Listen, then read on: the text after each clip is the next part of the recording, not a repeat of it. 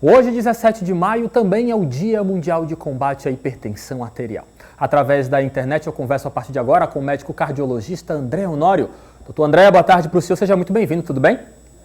Boa tarde, Lívia. Tudo bem, e você? Tranquilo, graças a Deus. Vamos começar apresentando para a nossa população que nos assiste neste exato momento como podemos compreender a hipertensão arterial. Falando um pouco da hipertensão arterial, do que é a hipertensão arterial, né? Ela é uma doença caracterizada por níveis persistentes, né, de elevação da pressão arterial, mais especificamente níveis acima de 140/90, ou mais popularmente nós podemos dizer 14/9, né? Então ela é uma doença inflamatória, é uma doença dos vasos arteriais. Então essa é a característica essencial, principal da hipertensão. Como é que nós podemos valorizar, é claro, essa questão das medidas de controle da hipertensão, doutor? Nós temos medicação de uso contínuo que a gente sempre escuta falar na sociedade. Tem algum tipo de exame também que é particular que o senhor recomendaria? Vamos falar sobre o acompanhamento dessa característica no indivíduo. Então, a pressão arterial, ela deve ser rotineiramente aferida em qualquer consulta médica ou qualquer consulta profissional, um profissional devidamente habilitado, treinado para a aferição da mesma, seguindo determinados protocolos da medida da pressão. Ela deve ser feita em qualquer oportunidade que o indivíduo se encontre, qualquer consulta com o profissional. Certo? E de rotina, para avaliação da pressão, nós fazemos sim alguns exames para investigação adicional, certo? Como definição para a gente diagnosticar um indivíduo com pressão arterial elevada, nós temos que fazer pelo menos 2 medidas e encontrar essas medidas, como eu falei, em níveis maiores que 14/9. Se ocorrer alguma dúvida, medidas discordantes ou algum problema de qualidade do aparelho, nós podemos realizar um exame conhecido como monitorização ambulatorial da pressão arterial, que é aquele exame que eu acredito que algumas pessoas já devem ter ouvido falar ou visto, que se coloca um aparelho da pressão no braço. Sim, no braço. E ao longo do dia, aferindo a pressão arterial.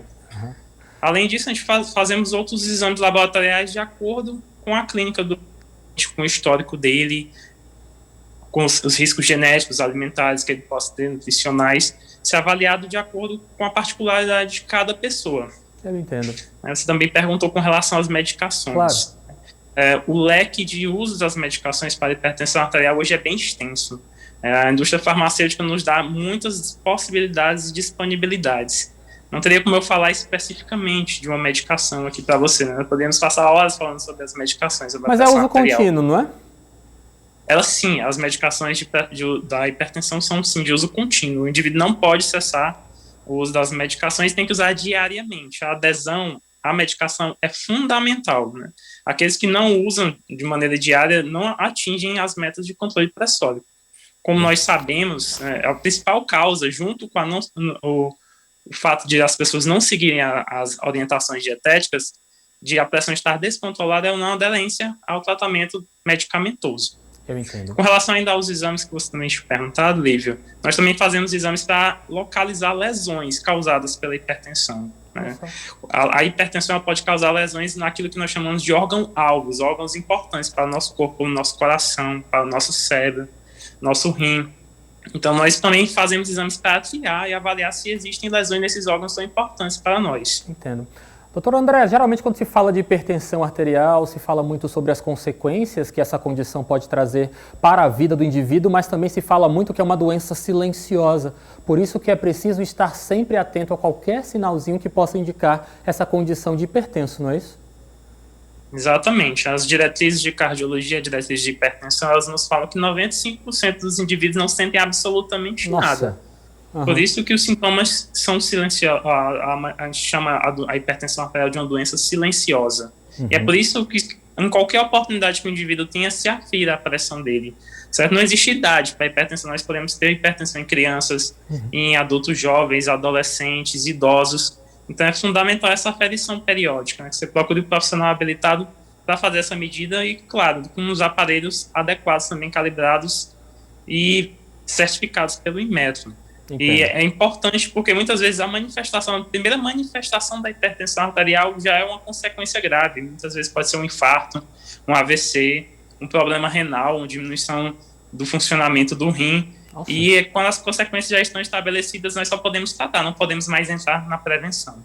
Doutor André, conta pra gente, por que os hipertensos entraram nessa prioridade para a vacinação contra o novo coronavírus? Por que é importante nós explicarmos à sociedade que quem vive com essa condição de hipertensão arterial precisa se imunizar contra o novo coronavírus? Recordando também um pouquinho da definição da hipertensão, a hipertensão é uma doença dos vasos. E como consequência da doença, nós vamos desenvolvendo nos vasos, em todo o organismo, um processo inflamatório crônico. Então, podemos dizer que os indivíduos hipertensos são indivíduos inflamados. Nossa. E o coronavírus, como nós vemos observando ao longo desta pandemia, através de estudos e trabalhos científicos, é uma doença inflamatória. As manifestações respiratórias que nós observamos são consequências de um processo inflamatório no pulmão. E justamente por ter essa inflamação crônica, os indivíduos hipertensos são mais suscetíveis a desenvolver doenças mais graves. Por isso, essa importância de vacinarmos logo os indivíduos hipertensos pelo maior risco que eles têm de desenvolver complicações mais graves pelo coronavírus. Entendo. Doutor André, muito obrigado pela sua participação, mas só para encerrar de fato a nossa entrevista, o senhor gostaria de deixar alguma mensagem a quem nos assiste neste exato momento relativo a esta segunda-feira, 17 de maio, Dia Mundial de Combate à Hipertensão? Fique à vontade. Um recado que eu gostaria de dar é que a principal medida para a proteção contra a hipertensão é realmente a prevenção. Aquela prevenção de nós levarmos uma vida mais saudável, termos um estilo de vida mais saudável, termos uma dieta adequada, procurar ter uma vida menos estressante, menos atarefada, porque nós às vezes passamos nossa vida inteira dedicada ao nosso trabalho. Procurar também colocar na nossa rotina exercícios físicos, uma dieta mais pobre em sal.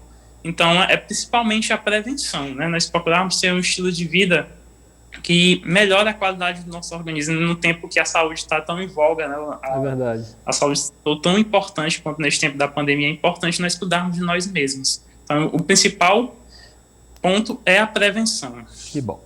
Doutor André, mais uma vez, muito obrigado, uma excelente tarde para o senhor, boa semana que se inicia, até o nosso próximo encontro. Obrigado, Livio. Boa tarde para você também. Bom serviço. Boa tarde, obrigado.